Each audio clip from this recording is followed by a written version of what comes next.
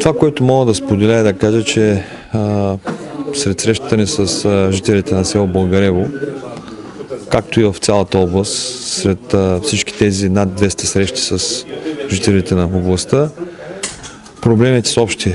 Проблемите са за доходите, за тяхното битие, за това, че те не виждат подкрепата на държавата във всяка една сфера на обществения живот. Обезверението, което е налегнало всички наши сънародници. И в тази посока ние се постарахме да проведем този открит разговор с тях и да им кажем, че докато в България няма национално отговорни политици, които да отстояват техните интереси, няма как да се променят нещата. Трябва да има политици, които да умеят да казват не, когато се взимат решения в ущърб на всички българи, когато се взимат решения в ущърб на националните интереси. Какви са основните проблеми на хората в Българево и какви ангажименти в това отношение поема партия „Атака"? Основните, може би в няколко аспекта може да се погледнат. Основните, например, това, че всички ученици по принцип, които са останали към момента, пътуват към по-големия град Каварна.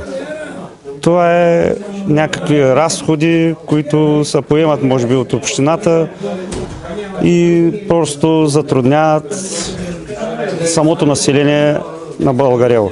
Имаше училище, което се закри и последствие имаше и даже след това се закри и имаше и медицински пункт.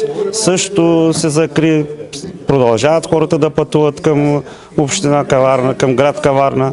Впрочем, и всичко се закрива и се обезлюдява просто селото. Това е основният проблем. Защото се вижда как с всеки изминал ден само възрастни хора остават, младите бягат към големия град. Това е, към големите градове.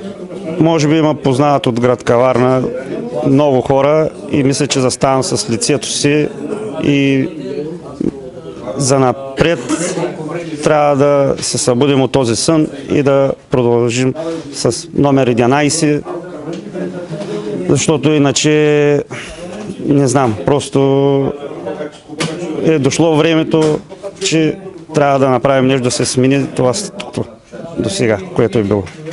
Утре от 12 часа на обяд пред сградата на Енергопро в град Варна организираме един много мащабен протест против увеличението на цената на електроенергията, против това непрозрачно определение на цената на електроенергията, която заплащат всички българи.